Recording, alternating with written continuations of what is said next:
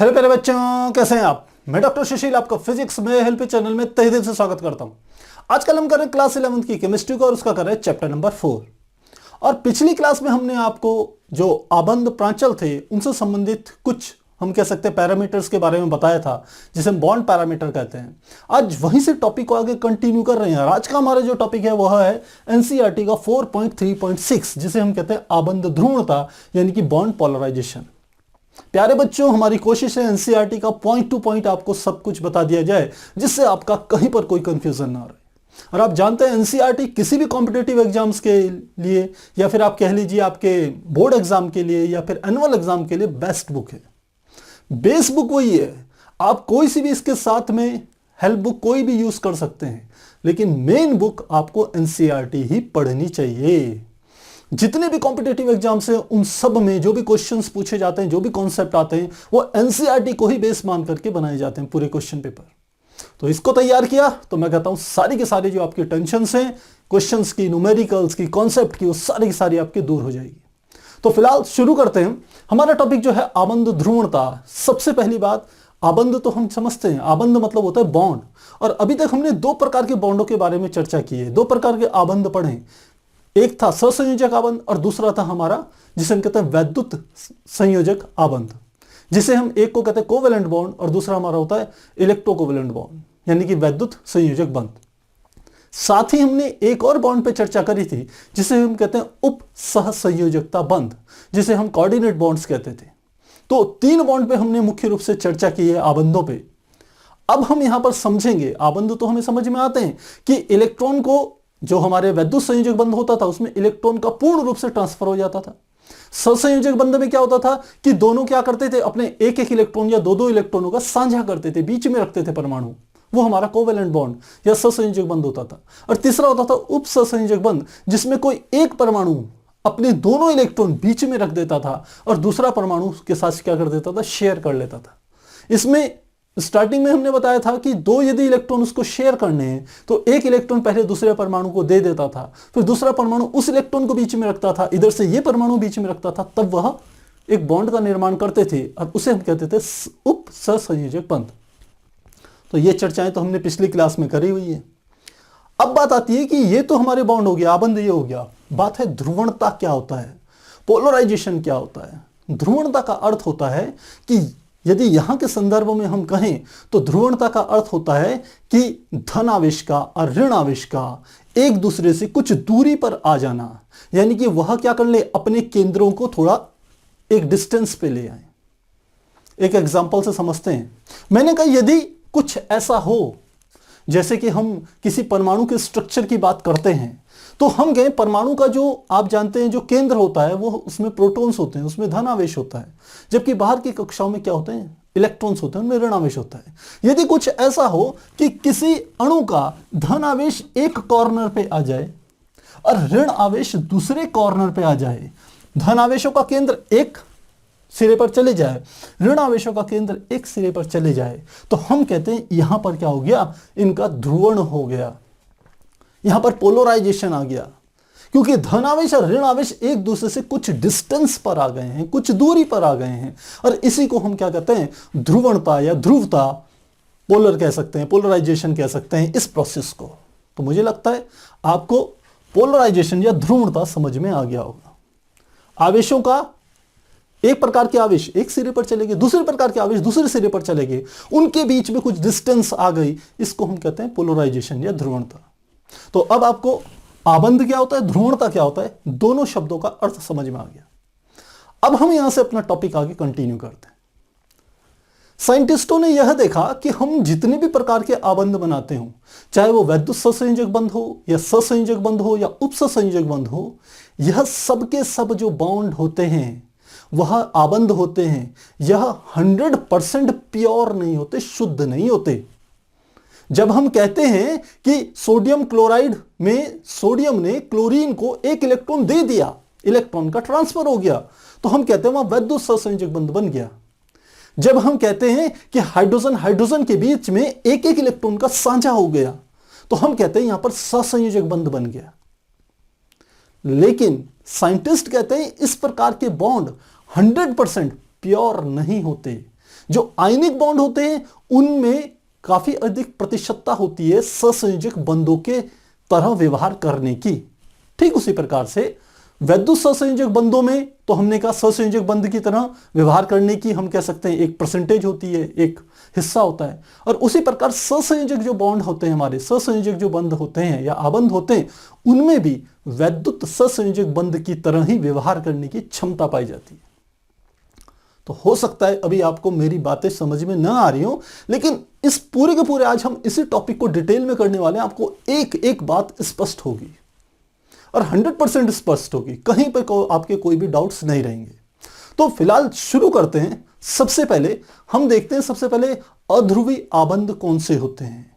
पहला हम समझ रहे हैं, अब इसको मिटा रहे हैं। पहला आप समझिए जिसे हम कहते हैं अध्रुवी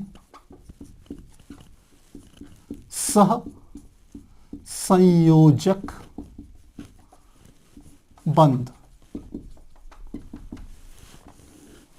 देखिए अभी तक मैं आपको इतना बता चुका हूं कि कोई भी बॉन्ड हो, चाहे वो सहसंयोजक हो चाहे वो वैद्युत संयोजक बंध हो, वह 100% शुद्ध नहीं होता। सहसंयोजक बंधों में जब बॉन्ड बनते हैं किसी जगह पर तो वहां पर हम प्रभाव देखते हैं वैद्युत संयोजक बंध का, वैद्युत संयोजक बंध का। और जहां हम कहते हैं प्योर सहसंयोजक वैद्युत संयोजक बंध बनने चाहिए, वहां पर हम सहसंयोजक बंध का प्रभाव देखते हैं। उसी को डिटेल में समझ रहे हैं। तो सबसे पहले हम समझते हैं अध्रुवी सहसंयोजक बंध क्या होते हैं। अध्रुवीय सहसंयोजक बंध का अर्थ है जिनमें ध्रुवणता ना हो। ध्रुवणता मतलब जहां धन आवेश एक सिरे पर और ऋण आवेश एक सिरे पर न जाएं। तो इसके एग्जाम्पल क्या है? तो चाहे तो आप परिभाषा लिख लेते हैं कि एक ऐसा सहसंयोजक बंध, सहसंयोजक मतलब कोवैलेंट, सहसंयोजक बंध, बंध कह लीजिए या आबंध कह लीजिए, जिसमें साझे के इलेक्ट्रॉन, साझे के इलेक्ट्रॉन दोनों परमाणुओं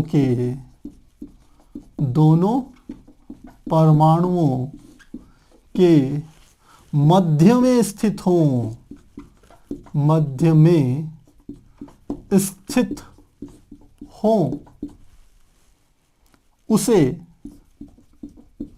उसे ही अध्रुवी सहसंयोजक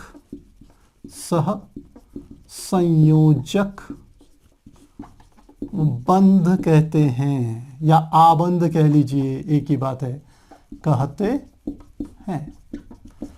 तो मेरी बात समझ में आ गई होगी। एक सहसंयोजक बंध की हम एग्जांपल ले लेते हैं, और क्योंकि यहां पर हम अध्रुवी ले रहे हैं तो इसमें एग्जांपल जो हम ले रहे हैं, मान लेते हैं हमने ले लिया ऑक्सीजन का एग्जांपल ले लिया।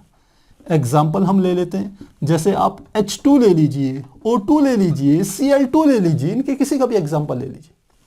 हमने कहा हाइड्रोजन का ले लेते हैं। चलिए, तो हाइड्रोजन का यदि हम लुईस बिंदु संरचना के द्वारा इसको समझें तो एक हाइड्रोजन ये है, एक हाइड्रोजन ये है, इसने भी अपना एक इलेक्ट्रॉन यहां रख दिया, इसने भी एक इलेक्ट्रॉन अपना यहां पर रख दिया।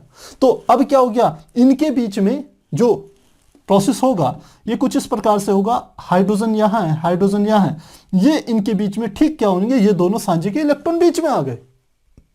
ये इलेक्ट्रॉन ना इस H की तरफ गया ना इस H की तरफ गया, ये जोड़ा। तो बनाते तो हम इसको कैसे हैं, H सिंगल बॉन्ड H, इस प्रकार से बना देते हैं। तो यह हमारा क्या है, यह है हमारा अध्रुवी सहसंयोजक बंध। दूसरा एग्जांपल आप ले लीजिए, मान लेते हैं O2 का मैं ले लेता हूं। O2 में क्या हो जाएगा, ऑक्सीजन यहां पर है, ऑक्सीजन यहां पर है। तो आप जानते हैं इसकी अंतिम कक्षा में 6 इलेक्ट्रॉन होते हैं। हम चर्चा कर चुके हैं पहले से कि ऑक्सीजन जो है इसका परमाणु क्रमांक क्या होता है, Z बराबर हमारा हम जानते हैं कितना होता है 8। इलेक्ट्रॉनिक विन्यास होता है 2,6। इसका मतलब संयोजी इलेक्ट्रॉनों की संख्या हो गई 6। और लुईस डॉट मेथड यही कहता है कि किसी परमाणु का संकेत लिखिए और उसके संयोजी कोश मतलब अंतिम कोश में जितने इलेक्ट्रॉन हैं उनको डॉट के रूप में प्रदर्शित कीजिए। इसी को तो लुईस बिंदु संरचना कहते हैं। तो इसमें कितने, 6 इलेक्ट्रॉन, तो 1 2 3 4 5 6, इसमें भी 1 2 3 4 5 6। अब इन दोनों को अपना क्या करना है, हम कह सकते हैं अपना विन्यास पूरा करना है।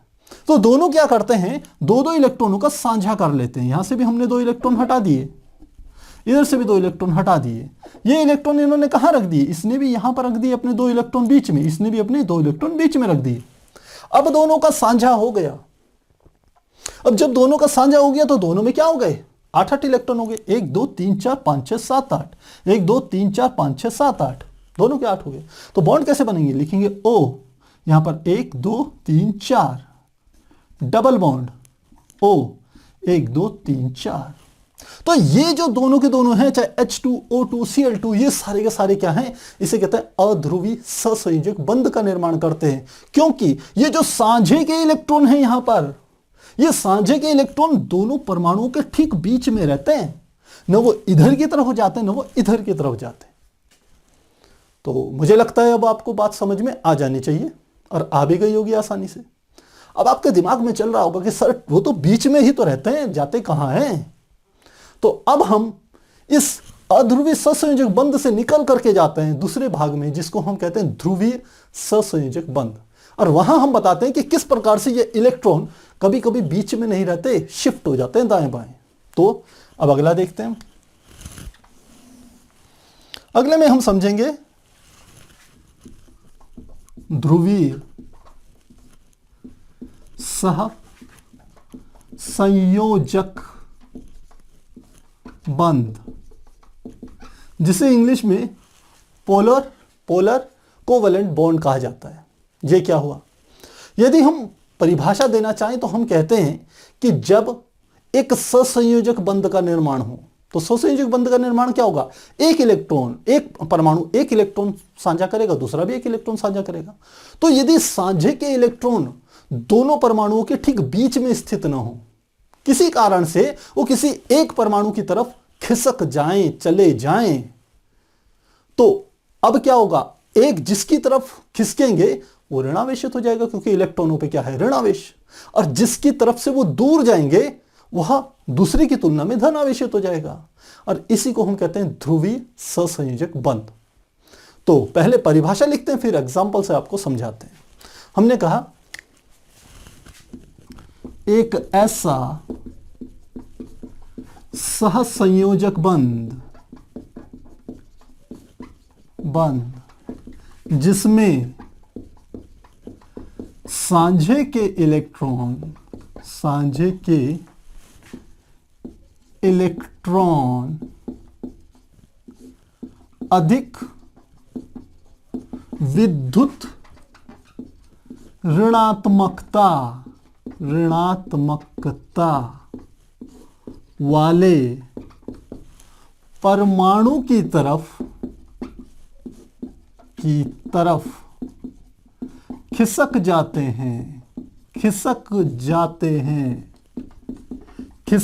हैं का मतलब पूरे उसकी तरफ नहीं जा रहे, उसकी तरफ जा रहे हैं, खिसक जाते हैं, जिससे वह परमाणु ऋणात्मक, या लिख देते हैं ऐसे लिख लेते हैं ऋणात्मक, वैसे लिखा जाता है सूक्ष्म ऋणात्मक, सही शब्द ये है। वो परमाणु ऋणात्मक, ब्रैकेट में लिख लेते हैं सूक्ष्म, हो जाता है जबकि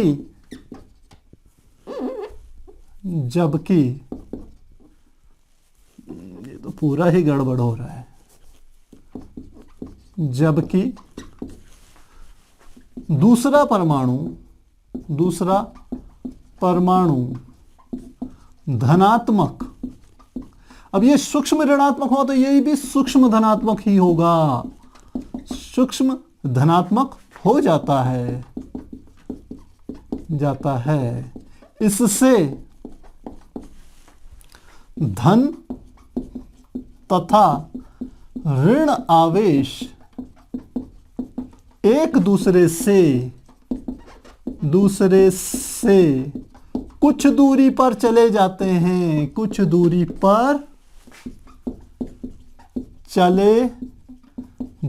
हैं, इसे ही ध्रुवीय सहसंयोजक ध्रुवीय सहसंयोजक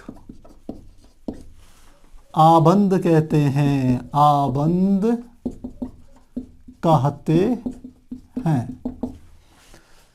तो प्यारे बच्चों परिभाषा तो लिख दी, अब समझना है। तो इसमें एक एग्जाम्पल हम ले रहे हैं हाइड्रोजन फ्लोराइड का, यानी कि HF का। पता होगा आपको क्या है हाइड्रोजन फ्लोराइड, इसका ले लेते हैं। आप HCl का भी ले सकते थे, हाइड्रोजन क्लोराइड का HCl का भी एग्जाम्पल ले सकते थे। अब HF के यदि एग्जाम्पल को हम समझें तो इनके बीच में बनता है एक सहसंयोजक बंध। यदि इनके इलेक्ट्रॉनिक विन्यास को जाने तो हाइड्रोजन में तो आपको पता है इसका परमाणु क्रमांक होता है Z1, इलेक्ट्रॉनिक विन्यास हमारा होता है 1। फ्लोरीन परमाणु क्रमांक होता है इसका 9, इलेक्ट्रॉनिक विन्यास होता है 2,7। इसका अर्थ है यदि लुईस के अष्टक नियम को माना जाए तो फ्लोरीन को अपनी अंतिम कक्षा पूर्ण करने के लिए केवल 1 इलेक्ट्रॉन चाहिए। और हम जानते हैं हमारी आवर्त सारणी में केवल हाइड्रोजन एक ऐसा तत्व है जो अपनी कक्षा को पूर्ण करने के लिए उसे केवल 2 इलेक्ट्रॉनों की आवश्यकता होती है, क्योंकि उसका तो पहला सेल होता है ना, पहली कक्षा होती है ना, तो उसमें तो 2 इलेक्ट्रॉन आ सकते हैं। एक उसके पास है, एक उसको और चाहिए, तो इसे भी एक चाहिए, इसे भी एक चाहिए, तो दोनों क्या करेंगे सहसंयोजक बंध का निर्माण करेंगे। तो लुईस डॉट मेथड के अकॉर्डिंग यदि बनाएं तो ये हमारा हो गया H, और इसने 1 इलेक्ट्रॉन यहां पर रखा हुआ है। ठीक इसी प्रकार से हम कहें यहां पर दूसरा फ्लोरीन है। फ्लोरीन में कितने 7, तो 1 2 3 4 5 6 और 7वां इलेक्ट्रॉन कहां रख दिया इसने यहां पर। तो इससे हम कहते हैं इसको ऐसे बना सकते हैं H, बीच में 2 इलेक्ट्रॉन आ गए, और यहां पर आ गया F, इसमें कितने इलेक्ट्रॉन हो गए 6 इलेक्ट्रॉन हो गए। इस प्रकार से आ गए। अब होता क्या है कि ये जो हमारा हम कह सकते हैं ये जो बीच के सांझे के इलेक्ट्रॉन होते हैं, ये कौन से इलेक्ट्रॉन हैं सांझे के इलेक्ट्रॉन, सांझे के इलेक्ट्रॉन। ये सांझे के इलेक्ट्रॉनों को हाइड्रोजन तथा फ्लोरीन अपनी ओर खींचने के प्रयास करते हैं। आप भी तो ऐसा ही करते हो। आप कभी किसी से कोई साझा करते हो, कोई हम कह सकते हैं पार्टनरशिप करते हो, तो जो हमारे एक मानववादी गुण है, एक मनुष्य का एक स्वाभाविक गुण है स्वार्थ का, वो स्वार्थ का गुण हमें विवश कर देता है कि जो बीच में सांझे की चीज रखी हुई है तो आदमी चाहता थोड़ा मेरी तरफ खिसक जाती तो ज्यादा अच्छा था, मेरे लिए सुविधा हो जाती। वो ये नहीं सोचता कि दूसरे वाले के लिए थोड़ी असुविधा होगी यदि आपके लिए सुविधा हो रही है। पर मानव प्रवृत्ति है, उसको ना आप बदल सकते ना कोई और बदल सकता। तो हमने कहा इन दोनों के बीच में भी एक ऐसी प्रवृत्ति उत्पन्न हो गई। ये चाह रहा है सांझे के इलेक्ट्रॉन को हाइड्रोजन अपनी ओर खींचना, फ्लोरीन चाह रहा है कि सांझे के इलेक्ट्रॉनों को अपनी ओर खींचना। अब कौन खींच पाएगा? इसके लिए हम आवर्त सारणी में एक गुण होता है, वहां पर हमने चर्चा करी थी विद्युत ऋणात्मकता का। जिस तत्व की विद्युत ऋणात्मकता ज्यादा होगी, इन दोनों की तुलना करने पर ये इलेक्ट्रॉन का जो जोड़ा है ये उसी तरफ क्या होगा खिसकेगा, उसी तरफ जाएगा। पूरा नहीं जाएगा कि 2 इलेक्ट्रॉन यहां से खिसक के सीधे फ्लोरीन के पास पहुंच जाए। फ्लोरीन के पास तो नहीं पहुंचेंगे, लेकिन उसकी तरफ खिसक जाएंगे। जब खिसकेंगे तो क्या होगा, यहां पर बनाते हैं इसको। हमने कहा यह हमारा हाइड्रोजन था, यह हमारा फ्लोरीन था। फ्लोरीन के 1 2 3 4 5 6। अब सांझे के इलेक्ट्रॉन यदि बनाएं तो सांझे के इलेक्ट्रॉनों को रहना तो यहां चाहिए था, ये यहां पहुंच गए। ये दोनों सांझे के इलेक्ट्रॉनों प्यारे बच्चों यहां पहुंच गए। अब इनके ठीक बीच से इधर की ओर शिफ्ट हो जाने से एक घटना घटित हुई कि ये जो फ्लोरीन था ये थोड़ा सा ऋणावेशित हो गया, इसमें सूक्ष्म ऋणावेश आ गया, जिसे माइनस डेल्टा से रिप्रेजेंट करते हैं। माइनस डेल्टा से इसमें सूक्ष्म ऋणावेश आ गया। जबकि इस हाइड्रोजन से क्योंकि ये इलेक्ट्रॉन का जोड़ा इलेक्ट्रॉनों पे ऋणावेश होता है, इसलिए ये जोड़ा जब दूर गया तो इस हाइड्रोजन पे थोड़ा सा धनावेश आ गया। सूक्ष्म धनावेश को, क्योंकि धनावेश है तो प्लस, सूक्ष्म है तो हम एक डेल्टा बना देते हैं इसमें, वो सूक्ष्म धनावेश को प्रदर्शित कर रहा है। तो ये धनावेशित हो गया, ये ऋणावेशित हो गया, यानी कि धन और ऋण आवेश एक दूसरे से डिस्टेंस पर चले गए, उनके बीच में दूरी आ गई। और इसी को तो हमने क्या कहा था, इसी को तो हमने कहा था ये घटना है ध्रुवण की घटना, जिसमें धनावेश तथा ऋण आवेश एक दूसरे से कुछ दूरी पर पहुंच जाते हैं। तो ये जो इस प्रकार के जितने भी हमारे सहसंयोजक बंध होते हैं उनको हम कहते हैं ध्रुवीय सहसंयोजक बंध। तो परिभाषा में भी हमने तो वही कहा है, हमने कहा है कि एक ऐसा सहसंयोजक बंध जिसमें साझे के इलेक्ट्रॉन, यहां न कर देते, जिसमें यहां से देखें साझे के इलेक्ट्रॉन लिखा है, जिसमें साझे के इलेक्ट्रॉन अधिक विद्युत ऋणात्मकता, देखिए अधिक विद्युत ऋणात्मकता वाले परमाणु की तरफ खिसक जाते हैं। तो यही तो हो रहा है, ये साझे के इलेक्ट्रॉन थे दो, ये वाले, ये अधिक विद्युत ऋणात्मकता किसकी है, फ्लोरीन की, तो ये इलेक्ट्रॉन इधर की ओर खिसक गए। जबकि दूसरा परमाणु जब उधर की ओर खिसक जाते हैं तो परमाणु क्या हो गया, ऋणात्मक हो गया, फ्लोरीन ऋणात्मक हो गया सूक्ष्म, और हाइड्रोजन जिससे दूर गए वो सूक्ष्म धनात्मक हो गया। तो इसी को हमने यहां पर क्या करा है, परिभाषा में आपके सामने रखा है। आप परिभाषा को पढ़िए, उसे समझिए, उसके बाद जो हम एग्जाम्पल दे रहे हैं उसे देखिए, तो आप समझिए आपको 100% ये चीजें क्लियर होती चली जाएगी। तो मुझे लगता है अब आपको दोनों चीजें समझ में आ गई होगी कि ध्रुवीय सहसंयोजक बंध क्या होते हैं और अध्रुवीय सहसंयोजक बंध क्या होते हैं। अब यहां पर एक इंपॉर्टेंट टर्म आती है जिसे कहते हैं द्विध्रुव आघूर्ण। द्विध्रुव आघूर्ण क्या होता है, आप इसे नोट कीजिए, फिर हम उसे डिटेल में एक्सप्लेन करेंगे। तो प्यारे बच्चों, अभी हमने यह समझा कि एक ध्रुवीय सहसंयोजक बंध में धन आवेश एक सिरे पर चले जाता है और ऋण आवेश एक सिरे पर चले जाता है, और इसी को हम क्या देते हैं, द्विध्रुव। द्विध्रुव का अर्थ है कि जब धन आवेश एक सिरे पर, ऋण आवेश एक सिरे पर चले जाए, उनके बीच में कुछ एक दूरी आ जाए, एक डिस्टेंस आ जाए, तो इस व्यवस्था को हम कहते हैं द्विध्रुव। द्वि मतलब दो, ध्रुव मतलब तो एक प्रकार से हम कह सकते हैं विपरीत प्रवृत्तियां हैं जो एक दूरी पर हैं, इसको हम कहते हैं द्विध्रुव। और किसी भी द्विध्रुव कितना शक्तिशाली है, कितना कमजोर है, इसको नापने के लिए हम एक कह सकते हैं टर्म का यूज करते हैं जिसे हम कहते हैं द्विध्रुव आघूर्ण। तो द्विध्रुव आघूर्ण क्या है, ये फिजिक्स में भी आपके काम आएगी। फिजिक्स में क्लास 12th में आप देखेंगे, फिजिक्स में काफी डिटेल में वैद्युत द्विध्रुव आघूर्ण की वहां चर्चा की गई है। तो यहां पर हम द्विध्रुव आघूर्ण को ऐसे समझते हैं कि जब कोई ध्रुवीय सहसंयोजक बंध, या फिर आप कह सकते हो वैद्युत सहसंयोजक बंध, वैद्युत संयोजक बंध, क्योंकि जो हमारे पास सहसंयोजक बंध जो होते हैं उसमें हमने दो प्रकार की चर्चा करी। एक तो अध्रुवी, उसमें तो कोई बात ही नहीं है क्योंकि उसमें दोनों इलेक्ट्रॉन बीच में रहते हैं, तो न तो एक सिरे पर धन जा रहा है, आवेश जा रहा है, न ऋण जा रहा है, तो वो तो बात ही अलग हो गई। लेकिन ध्रुवीय सहसंयोजक बंध तथा वैद्युत संयोजक बंध, इन दोनों में एक ही स्थिति होती है कि धनावेश एक तरफ होता है, ऋण आवेश एक तरफ होता है।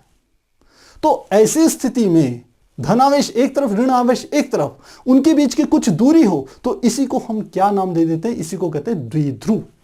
और द्विध्रुव कितना शक्तिशाली है, इसको नापने के लिए जिस टर्म का इस्तेमाल किया जाता है, जिस शब्द का इस्तेमाल किया जाता है, उसे कहते हैं द्विध्रुव आघूर्ण। तो समझते हैं इस बात को पहले, फिर डिटेल में इसको लिखते हैं। हमने कहा, अभी हमने आपको बताया कि हाइड्रोजन क्या हो जाता है, सूक्ष्म धनावेशित, जबकि जो फ्लोरीन होता है वो हमारा, वो क्या हो जाता है, सूक्ष्म ऋणावेशित, क्योंकि सांझे के इलेक्ट्रॉन बीच की बजाय इधर की ओर आ गए, और इसके अपने तो 6 इलेक्ट्रॉन हैं ही, 1 2 3 4 5 6, तो जिसके कारण इसमें क्या हो रहा है, ऐसी स्थिति आ रही है, धनावेश एक तरफ, ऋणावेश एक तरफ। यहीं पर मैं आपको एक एग्जांपल और देना चाहता हूं। जैसे हम वैद्युत संयोजक बंध की बात करें, क्योंकि ये तो अभी हमने आपको बताया ध्रुवीय सहसंयोजक बंध। अब वैद्युत संयोजक बंध में क्या होता है, जैसे NaCl की बात करें तो Na क्या होता है, धनावेशित, और क्लोरीन का क्या होता है, ऋणावेशित, जो क्लोराइड बनता है, क्लोरीन का आयन। तो इसका यदि देखा जाए तो इसकी अंतिम कक्षा में कोई इलेक्ट्रॉन नहीं होता, जबकि इसकी अंतिम कक्षा में हम देखते हैं एक इलेक्ट्रॉन पा करके ये अपना ऑक्टेट पूरा कर लेता है। तो इसमें भी एक तरफ क्या हो गया, धनावेशित, एक तरफ ऋणावेश हो गया, तो इनके बीच में भी एक क्या हो रही है, पोलराइजेशन हो रहा है, ध्रुवण क्या काम हो रहा है। तो जहां जहां पर धनावेश एक हिस्से पर, एक किनारे पर, ऋणावेश एक किनारे पर चले जाएं, वहां वहां समझ लेना क्या बन रहा है, द्विध्रुव बन रहा है। तो मेरी बात समझ में आपको आ गई होगी। इसी को लिख लेते हैं तो आपके काम आएगा। तो क्या लिख रहे हैं हम कहते हैं ध्रुवीय सहसंयोजक बंध तथा वैद्युत वैद्युत संयोजक बंध कह लीजिए या अबंध कह लीजिए में धन आवेश तथा ऋण आवेश एक दूसरे से कुछ दूरी पर आ जाते हैं, कुछ दूरी पर आ जाते हैं। इसी व्यवस्था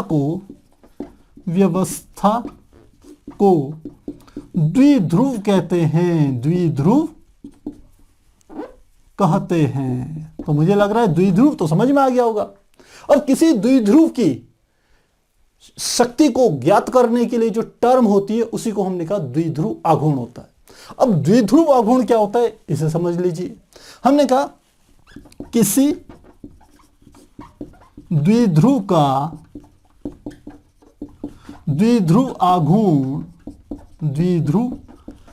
आघूर्ण दोनों आवेशों में से किसी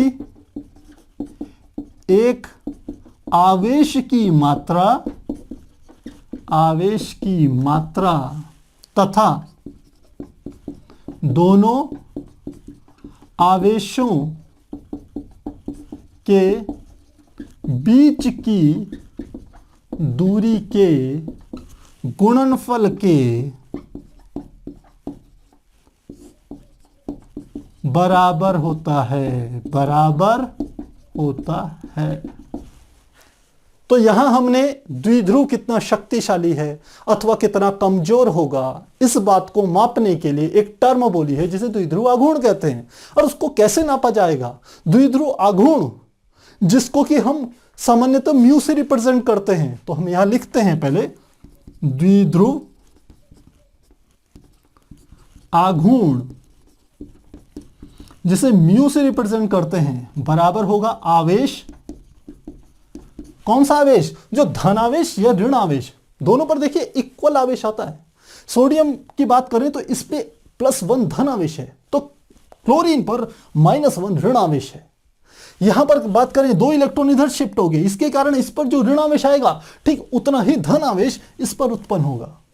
तो दोनों पर आवेश का मान क्या होता है? समान होता है। तो द्विध्रुव आघूर्ण बराबर आएगा दोनों में से कोई भी आवेश की मात्रा जिसे हम Q से रिप्रेजेंट करेंगे, चाहे स्मॉल q लीजिए चाहे कैपिटल Q लीजिए, मल्टीप्लाई दोनों के बीच की दूरी, क्या लिख लेंगे? बीच की दूरी। और बीच की दूरी को हम R से रिप्रेजेंट कर रहे हैं, तो हम क्या कहेंगे?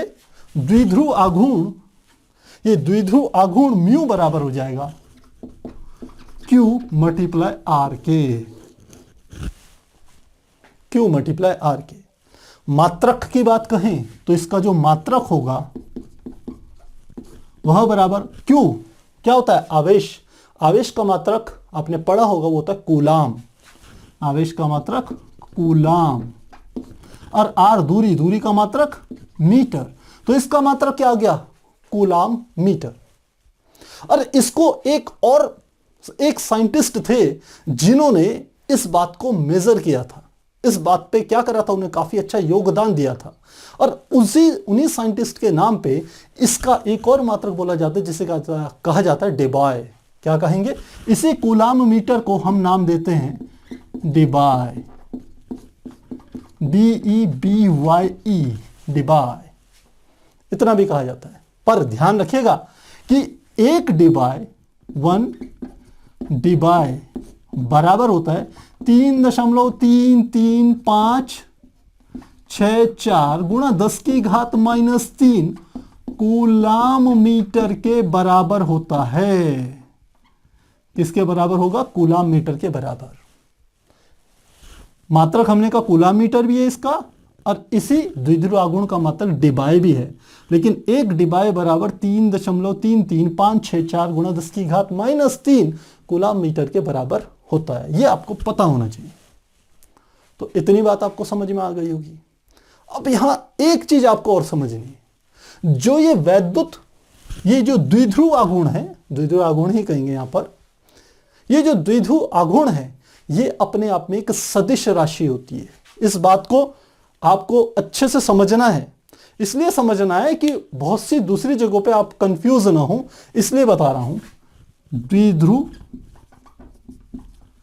आघूर्ण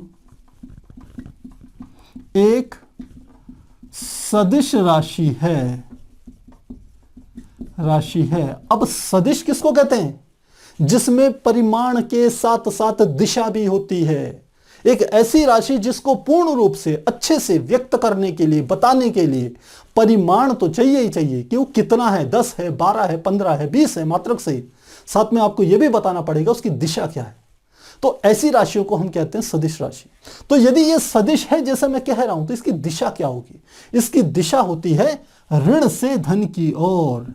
इसकी दिशा ऋण से धन की ओर होती है, धन की ओर होती है। तो यहां पर हमारा द्विध्रुव आघूर्ण कंप्लीट हो जाता है। अब फिर से हम अपने बेसिक टॉपिक पे आते हैं, जो हमने यहां पर ये एग्जाम्पल लिया था। इस एग्जाम्पल को आपको एक बार और समझना है। तो एग्जाम्पल क्या था? हमने हाइड्रोजन फ्लोराइड का एग्जाम्पल लिया था। हमने कहा कि जो H है, ये जो H है हाइड्रोजन, यहां पर है जो फ्लोराइड का F है, फ्लोरीन है। तो इसके सांझे के इलेक्ट्रॉन हमने कहा था कहां पहुंच गए? इधर की ओर पहुंच गए। इतना हमारे को समझ में आ गया था। और इनके बीच में जो बॉन्ड बन रही है वो सिंगल बॉन्ड बन रही है। लेकिन चूंकि ये ध्रुवीय हैं, और आप देख रहे थे इस पर कैसा आवेश आ गया था? धन आवेश। इस पर कैसा आवेश आ गया था? ऋण आवेश आ गया था। तो लुईस बिंदु संरचनाओं में इस ध्रुवीय सहसंयोजक बंध को प्रदर्शित करने का एक तरीका है। और वह तरीका क्या है कि यदि कोई सहसंयोजक बंध ध्रुवीय हो तो आपको क्या करना है? धन से लेके ऋण की तरफ एक तीर का निशान बनाना है। कैसे बनाएंगे? हमने इस तरीके से बना लेते हैं। यहां पर ये ऐसे बना दिया। ये भाई इतना तो आप जानते हो ना कि यहां पर ये क्या था? धनात्मक हो गया था। ये क्या हो गया था? फ्लोरीन ऋणात्मक हो गया था। तो यहां पर धन से ऋण की तरफ आपने एक तीर बना दिया। और इस पे आप जानते हैं कितने इलेक्ट्रॉन थे? 1 2 3 4 5 6। तो लुईस की जो संरचना थी यहां पर पूरी हो गई। अब आपको ये दिमाग में हो सकता है ये बात आ रही हो कि सर अभी अभी तो ऊपर आपने बताया कि जो द्विध्रुव आघूर्ण होता है इसकी दिशा ऋण से धन की ओर होती है। लेकिन जब लुईस संरचना में आप दिखा रहे हो तीर का निशान, आप जानते हो सदिशों को तीर से प्रदर्शित करते हैं, तो वो धन से ऋण की तरफ दिखा रहे हो। तो ये बात आपकी बिल्कुल सही है, क्योंकि ये जो तीर का निशान है ये द्विध्रुव आघूर्ण की दिशा को प्रदर्शित नहीं कर रहा है। ये लुईस के अकॉर्डिंग एक ध्रुवीय सहसंयोजक बंध में जो इलेक्ट्रॉनों का किस दिशा में झुकाव है, इलेक्ट्रॉन किस दिशा में शिफ्ट हो गए हैं, ये केवल उस दिशा को प्रदर्शित करता है। धन से ऋण की तरफ तीर का निशान का अर्थ है कि जो बीच में सांझे के इलेक्ट्रॉन थे वो सांझे के इलेक्ट्रॉन फ्लोरीन की तरफ खिसक गए हाइड्रोजन से। तो इसलिए इस तीर के पीछे यहां पर आता है धन का निशान और आगे तीर का क्या होता है? हेड होता है। तो पुंछ में या टेल में प्लस का निशान और हेड जहां पर वो समझ जाइए इलेक्ट्रॉन उधर की ओर शिफ्ट हो गया, जिससे ये धनावेश ये ऋणावेशित हो गया। एक छोटी सी बात है, मुझे लगता है समझ में आ गई होगी आपको। और ये एक प्रकार से आप कह सकते हो कि द्विध्रुव आघूर्ण को प्रदर्शित कर रहा है, उसकी दिशा को नहीं, लेकिन द्विध्रुव आघूर्ण को प्रदर्शित करता है।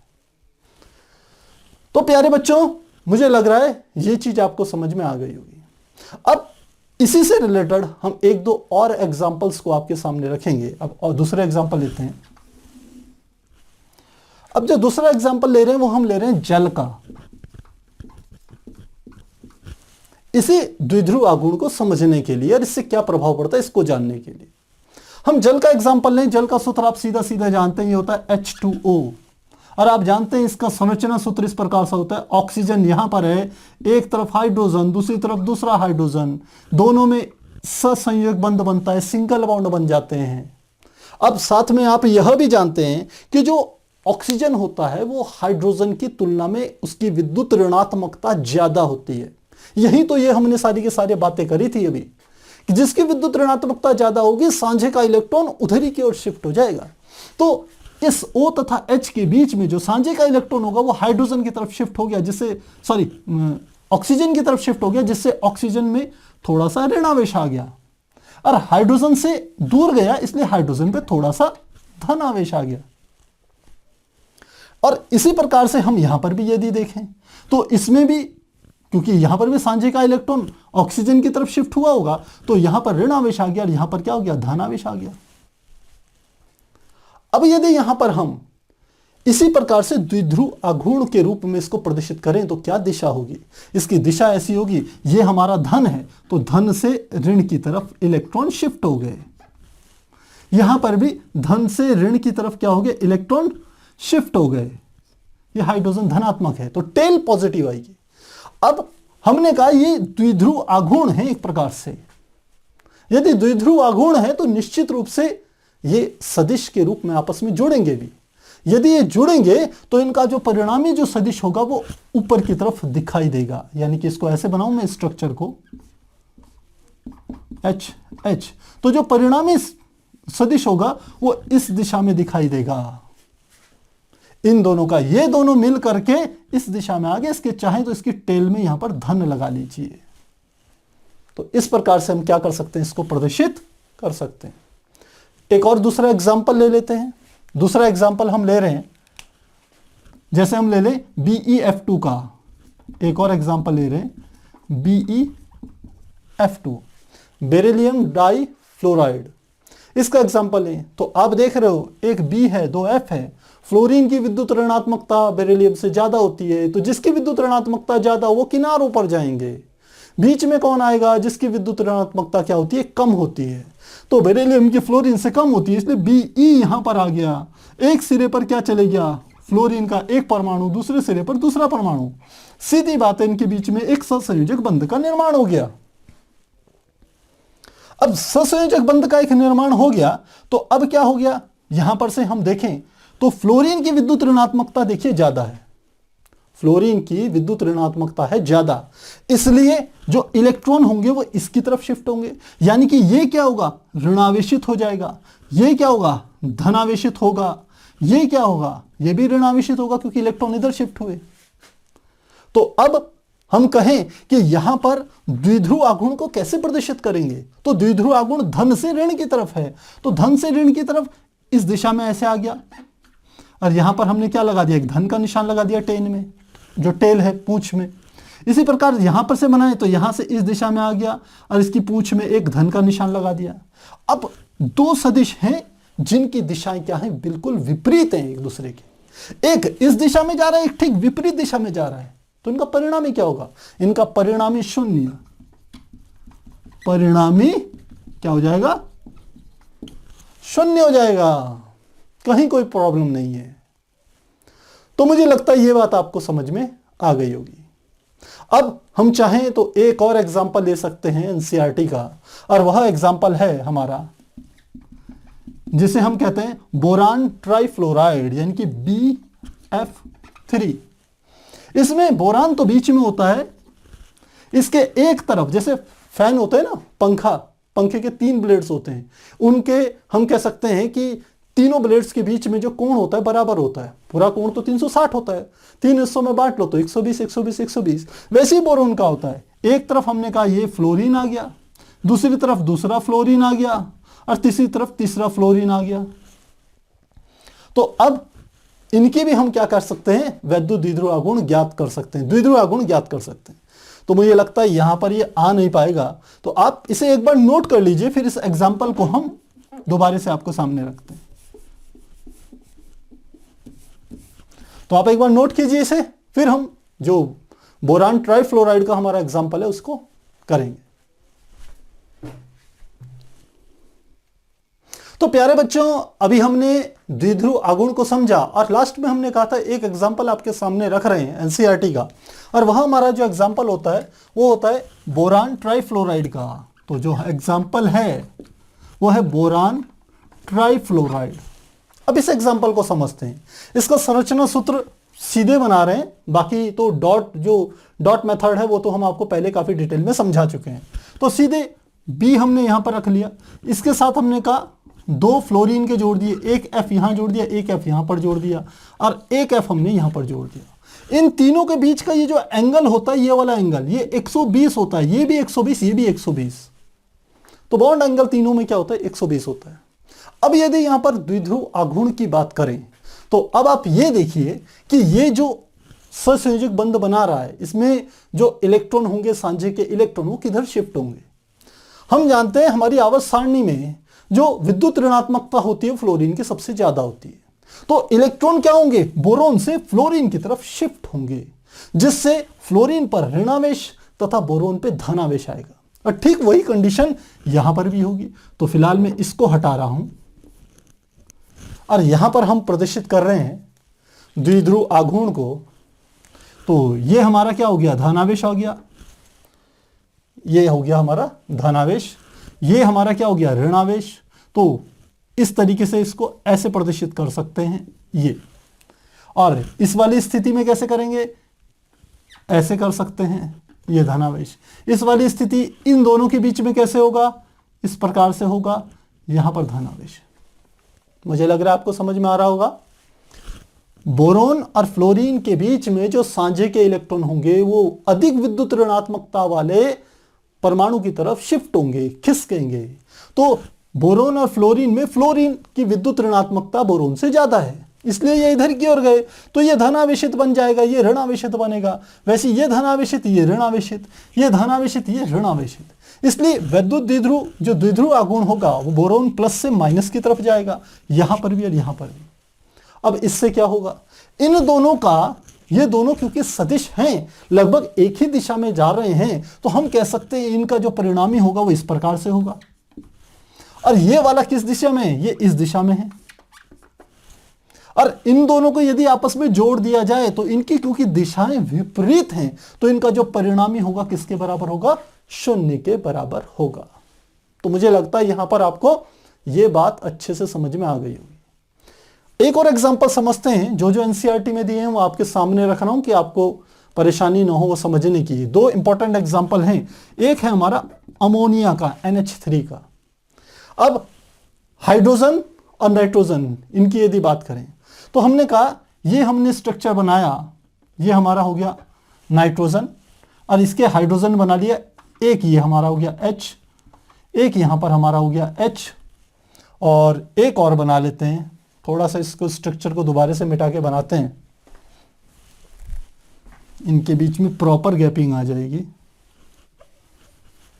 ये इस प्रकार से बनता है, ये H, ये भी एक जो बीच वाला होता है वो आप समझ लीजिए थोड़ा पीछे की तरफ है, तो एक वो भी हो गया हमारा H और एक हमारा इधर की ओर हो गया H। चाहे तो इसको भी सीधे से ही ऐसे ही प्रदर्शित कर लेते हैं। और नाइट्रोजन में आप जानते हैं जो संयोजी कोश होता है हमारा, उस संयोजी कोश में नाइट्रोजन का इलेक्ट्रॉनिक विन्यास कितना होता है आप जानते हैं, 7 होता है। इलेक्ट्रॉनिक विन्यास, परमाणु क्रमांक 7 होता है, इलेक्ट्रॉनिक विन्यास होता है 2,5।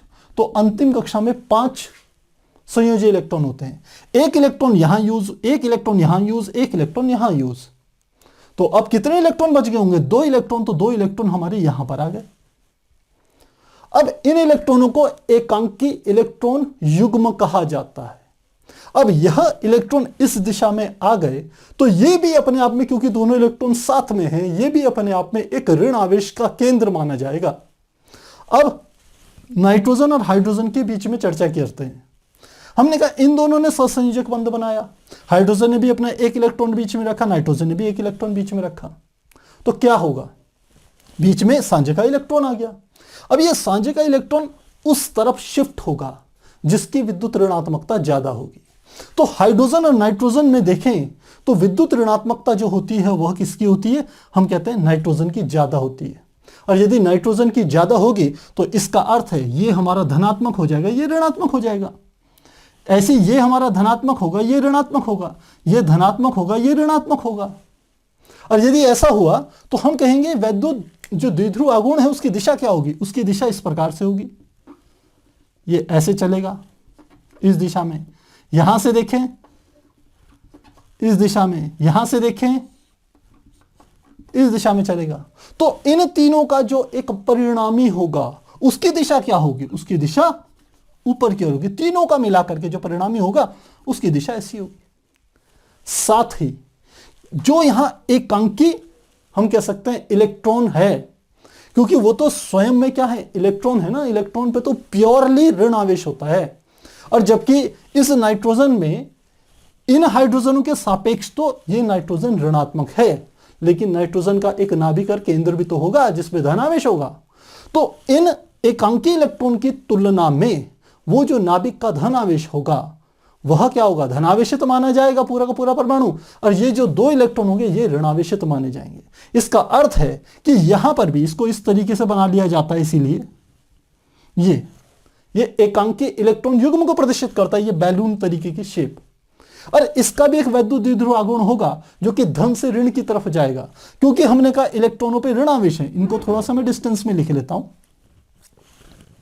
यहां पे मैंने लिख दिया। तो ये नाइट्रोजन धनात्मक, इलेक्ट्रॉन ऋण आवेशित, तो यहां पर भी एक द्विध्रुव की रचना होगी जिसका द्विध्रुव आघूर्ण क्या होगा? इस दिशा में माना जाएगा। तो ये भी ऊपर की तरफ और ये भी ऊपर की तरफ, तो ये दोनों इनका जो परिणामी होगा वो जुड़ जाएगा। यानी कि हम ऐसे बना सकते हैं इसको, ये प्लस ये ब्लैक वाला, तो इनका परिणामी क्या हो रहा है? जुड़ेगा आपस में, तो मान ज्यादा आ जाएगा। यहीं पर एक की और चर्चा करेंगे जिसे हम कहते हैं NF3। दूसरा एग्जांपल NF3, नाइट्रोजन ट्राइफ्लोराइड। इसके स्ट्रक्चर कैसे बनेगा? बिल्कुल ऐसे ही बनेगा, बस हाइड्रोजन की जगह क्या आ जाएगा? हमारा फ्लोरीन आ जाएगा। तो आ गया N, इसमें 2 इलेक्ट्रॉन आ गए और एक हमने यहां पर बना दिया, ये फ्लोरीन, एक फ्लोरीन यहां पर, एक फ्लोरीन यहां पर। तो फिर से हम इसको समझें तो हमने कहा यहां पर क्या स्थिति बन रही है? अब नाइट्रोजन और फ्लोरीन का जो सांझे का इलेक्ट्रॉन होगा वो किधर शिफ्ट होगा? फ्लोरीन और नाइट्रोजन में दोनों की विद्युत ऋणात्मकता की तुलना करें तो जो फ्लोरीन होता है वह नाइट्रोजन से अधिक विद्युत ऋणात्मक होता है, इसलिए सांझे का इलेक्ट्रॉन फ्लोरीन की तरफ खिसकेगा। फ्लोरीन की तरफ खिसकेगा तो ये क्या हो जाएगा? ऋणात्मक, और नाइट्रोजन क्या हो जाएगा? धनात्मक। ठीक ऐसे ही ये वाला फ्लोरीन ऋणात्मक, ये धनात्मक, ये फ्लोरीन ऋणात्मक, ये नाइट्रोजन धनात्मक।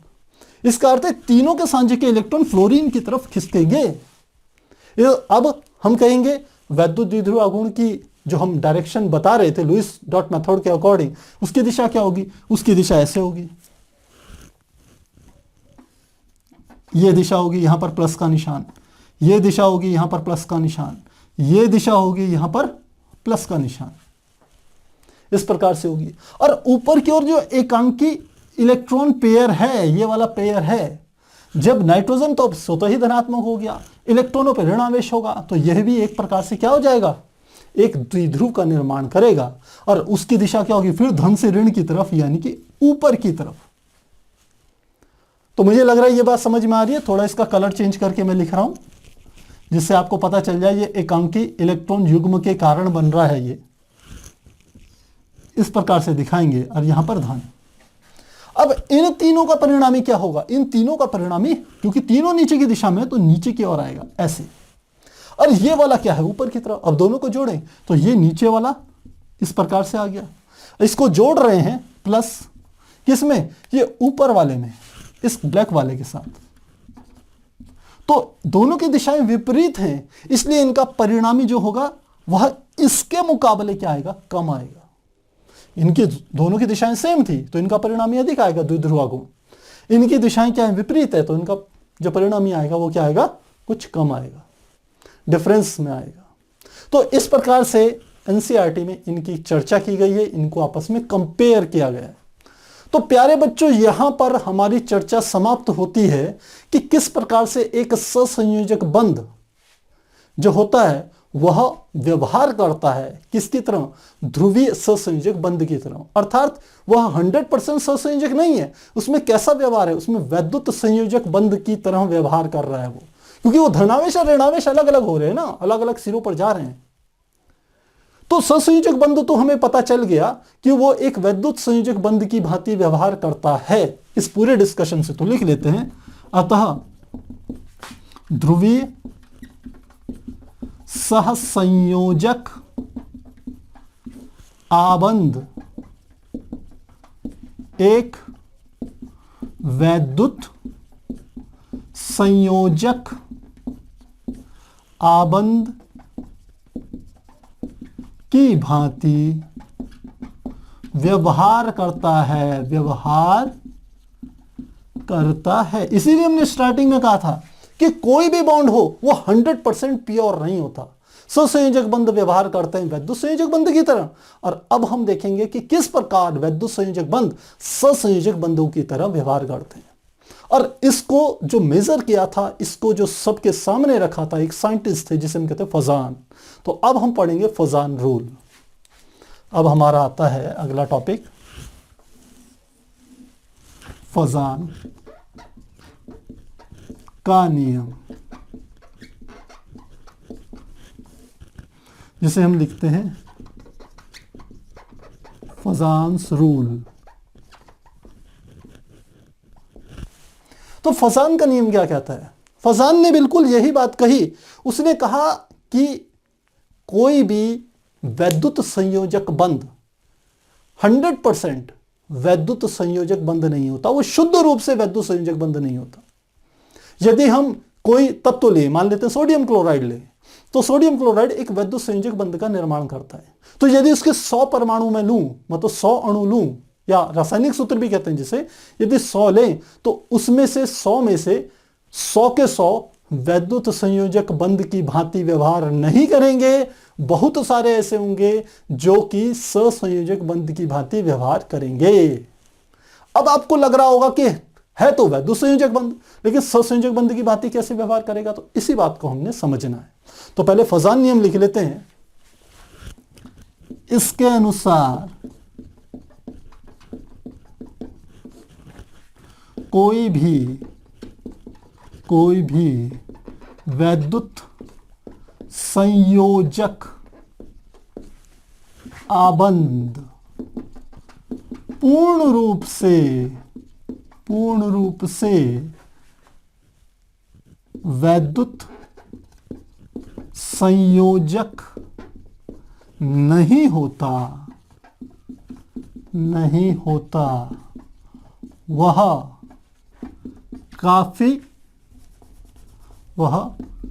काफी अधिक मात्रा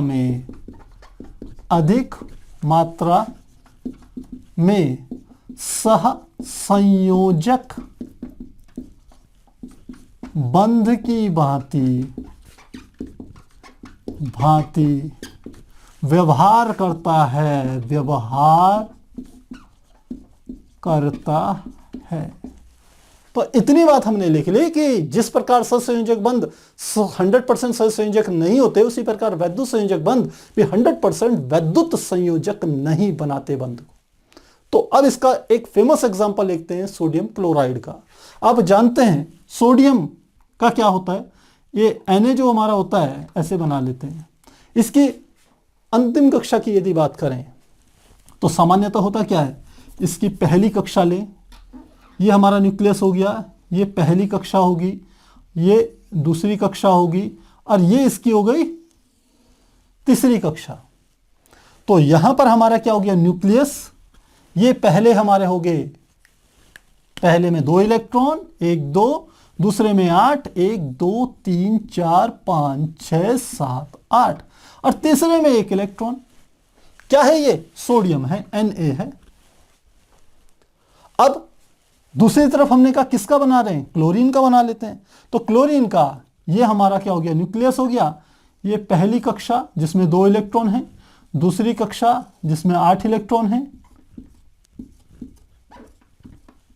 और ये तीसरी कक्षा हो गई जिसमें कि कितने इलेक्ट्रॉन है, 7, 1 2 3 4 5 6 7। ये क्लोरीन है, क्लोरीन है। अब सोडियम ने अपना ये इलेक्ट्रॉन यहां से निकाला और यह इलेक्ट्रॉन इधर दे दिया, इसको दे दिया। तो ये सोडियम किस में परिवर्तित हो गया, सोडियम आयन में परिवर्तित हो गया।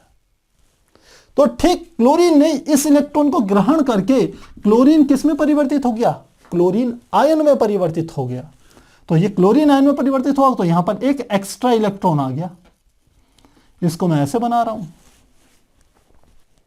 अब जब हमने आपको ये चीजें बताई थी तो हमने साथ में एक बात और कही थी। हमने कहा इस प्रक्रिया के द्वारा सोडियम परमाणु का आकार घट जाता है। क्यों घटता है? क्योंकि अंतिम कक्षा में तो एक ही इलेक्ट्रॉन था ना, उसने दे दिया। तो अब इसका परमाणु क्रमांक यहां था 281, यहां पर क्या बच गया? केवल 28। तो इसने जो ऑक्टेट जो इसका पूरा करने की प्रवृत्ति थी वो पूरी हो गई। इसकी बात करें, क्लोरीन का सामान्य था 287 और क्लोराइड आयन में क्या हो जाता है? 288। तो इसने भी अपना ऑक्टेट पूरा कर लिया, दोनों की इच्छाएं पूरी हो गई। लेकिन ये धनावेशित हो जाता है, ये ऋणावेशित हो जाता है। अब हमने कहा था कि सोडियम की सबसे भारी कक्षा में केवल एक इलेक्ट्रॉन था। जब वो इलेक्ट्रॉन चली गया तो ये कक्षा हट गई। तो यहां से हम इस कक्षा को हटा देते हैं, ये हटा दिया। अब देखिए इसका आकार क्या हो गया? छोटा हो गया। लेकिन नाभिक उतना ही अधिक शक्तिशाली है। नाभिक में अभी भी 11 के 11 प्रोटॉन हैं। तो वो क्या करता है? इनको ज्यादा शक्तिशाली तरीके से इलेक्ट्रॉनों को अपनी ओर खींचने की प्रवृत्ति रखता है, क्योंकि उसका आकार घट गया। अब इसका प्रभाव क्लोरीन पर कैसे पड़ेगा?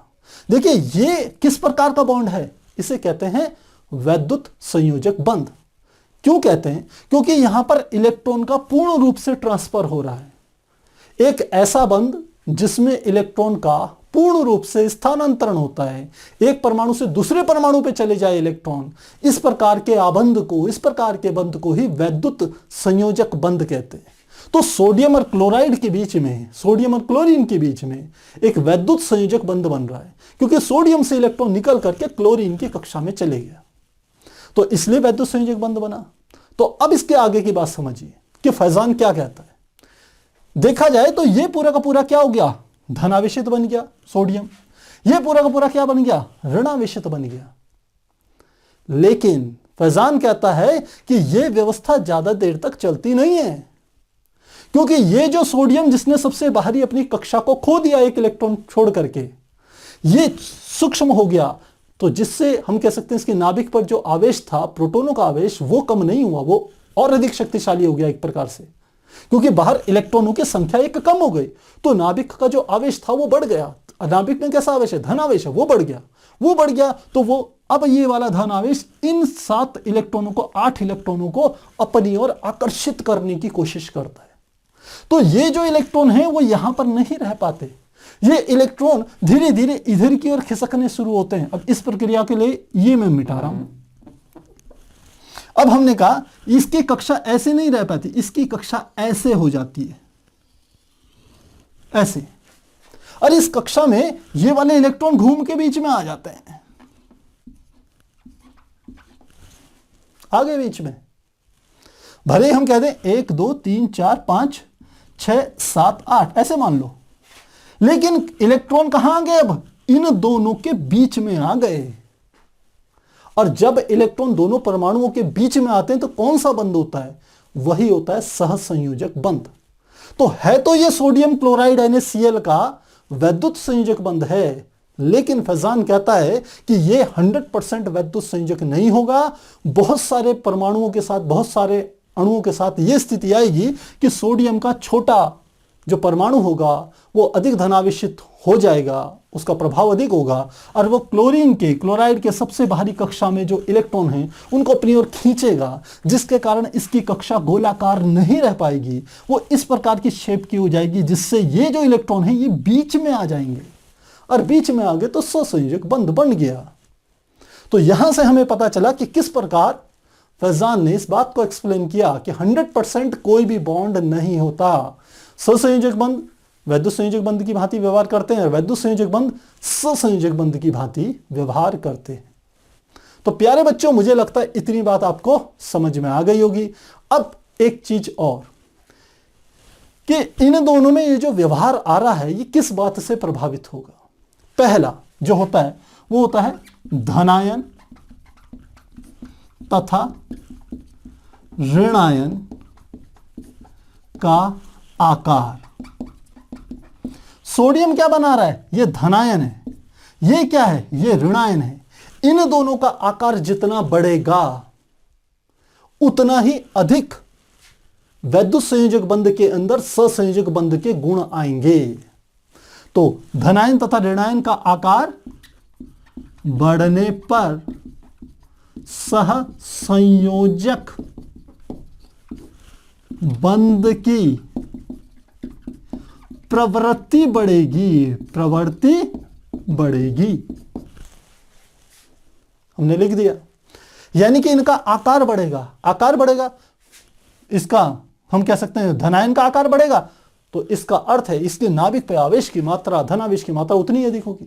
और ऋणायन का आकार बढ़ेगा तो हम कह सकते हैं सबसे भारी कक्षा की नाभिक से दूरी उतनी ही ज्यादा होगी। जब नाभिक से दूरी ज्यादा होगी तो सबसे बाहरी कक्षा के जो इलेक्ट्रॉन होंगे वो नाभिक से कम शक्तिशाली रूप से बंधेंगे। जब कम शक्तिशाली रूप से बंधेंगे तो क्या होगा, ये वाला धनावेश इन इलेक्ट्रॉनों को आसानी से अपनी ओर खींच पाएगा। तो पहली बात हमारे को यहां पर समझ में आ गई। दूसरा, यदि प्रभाव की बात करें, दूसरा होता है आवेश बढ़ने पर क्या होगी, प्रवृत्ति बढ़ेगी। सहसंयोजक प्रवृत्ति बढ़ती है। यदि इन दोनों में आकार के साथ साथ हम कहें कि यदि आवेश भी बढ़े, इसका भी आवेश बढ़ा दें, इसका भी आवेश बढ़ा दें, तो भी इनमें जो सहसंयोजक बनने की प्रवृत्ति है, वैद्युत संयोजक बंध के सहसंयोजक बंध में बनने की जो प्रवृत्ति है वह भी क्या होगी, बढ़ेगी। तो मुझे लगता है प्यारे बच्चों आपको फजान का नियम अच्छे से समझ में आ गया होगा, कहीं कोई कंफ्यूजन नहीं होगा। काफी अच्छा नियम दिया था, आगे के काफी चीजों में इसका क्या होगा, इस्तेमाल होगा। तो प्यारे बच्चों, आज हमने कुल मिलाकर के ये बात समझी कि कोई भी सहसंयोजक बंध हो, कोई भी वैद्युत संयोजक बंध हो, वो 100% शुद्ध नहीं होता, 100% प्योर नहीं होता। सहसंयोजक बंध जो होते हैं वो वैद्युत संयोजक बंध की भांति व्यवहार करते हैं और वैद्युत संयोजक बंध सहसंयोजक बंध की भांति व्यवहार करते हैं। और इन चीजों को प्रभावित करती है छोटी छोटी बातें, जैसे हमने यहां पर दो चीजें बताई है कि उनका यदि आवेश बढ़ेगा, धनायन ऋणायन का यदि आकार बढ़ेगा तो सहसंयोजक बंध की प्रवृत्ति बढ़ेगी, और यदि घटता तो सहसंयोजक बंध की प्रवृत्ति घटती। तो ये चीजें डिसाइड करती है कि कोई सहसंयोजक बंध कितना विद्युत संयोजक बंध की भांति व्यवहार करेगा और कोई वैद्युत संयोजक बंध कितना सहसंयोजक बंध की भांति व्यवहार करेगा। तो मुझे लगता है आपको आसानी से समझ में आ गया होगा। यदि आपके इस टॉपिक से रिलेटेड कोई भी डाउट हो तो कमेंट बॉक्स में जरूर लिखिएगा। तो फिर मिलते हैं अगली क्लास में, तब तक के लिए गुड बाय।